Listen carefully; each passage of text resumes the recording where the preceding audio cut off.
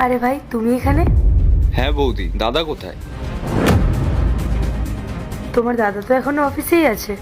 আচ্ছা, আসলে বৌদি আমি একটা জব পেয়েছি, আর প্রথম মাসের মাইনে পেয়েই আমি এসেছি দাদাকে দেওয়ার জন্য।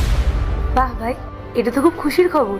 কিন্তু তুমি যখন চাকরি পেয়ে নিজের প্রথম মাইনেটা পেয়েছো, তাহলে এর থেকে তো কিছু টাকা তোমার ভগবানের চরণে দেওয়া উচিত ছিল।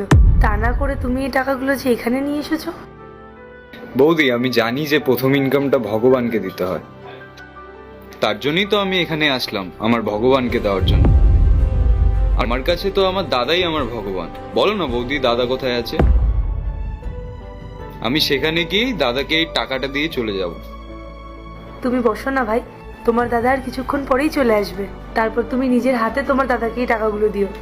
না না বৌদি, আমি এখন আর বসবো না। তুমি এক কাজ করো, দাদা এলে দাদাকে এই টাকাগুলো দিয়ে দিও।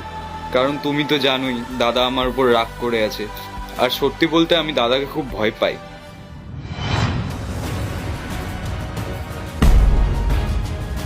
বন্ধ কর তোর ফোন ঘাটা। কেন দাদা, কি হয়েছে? তোর কি লজ্জা হয় না রে? আর এই সময় পড়াশোনা না করে তুই ফোন ঘাটছিস? চাকরি বাকরি করার কি কোনো ইচ্ছে নেই নাকি? হ্যাঁ, ওঠ ওঠ। আমি কি তোর চাকর নাকি? হ্যাঁ, যে সারা জীবন তোকে এখানে বসে বসে খাওয়াবো? এবার থেকে যদি খেতে হয় তাহলে নিজে ইনকাম করে আসবি, কারণ আমি তোকে এভাবে বসে বসে খাওয়াবো না।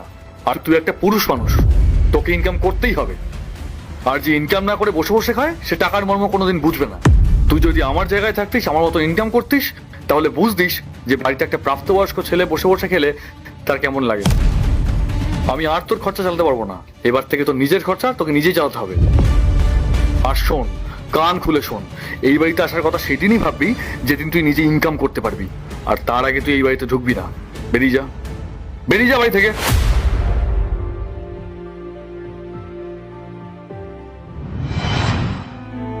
দেখো ভাই, আমি জানি তুমি তোমার দাদার ব্যবহারে অনেক কষ্ট পেয়েছো, কিন্তু বিশ্বাস করো, ও সেদিন যা করেছিল তোমার ভালোর জন্যই করেছিল। অর্জুন, আমার মনে হয় তুমি ভাইয়ের সাথে এমন ব্যবহার করে একদম ঠিক করোনি।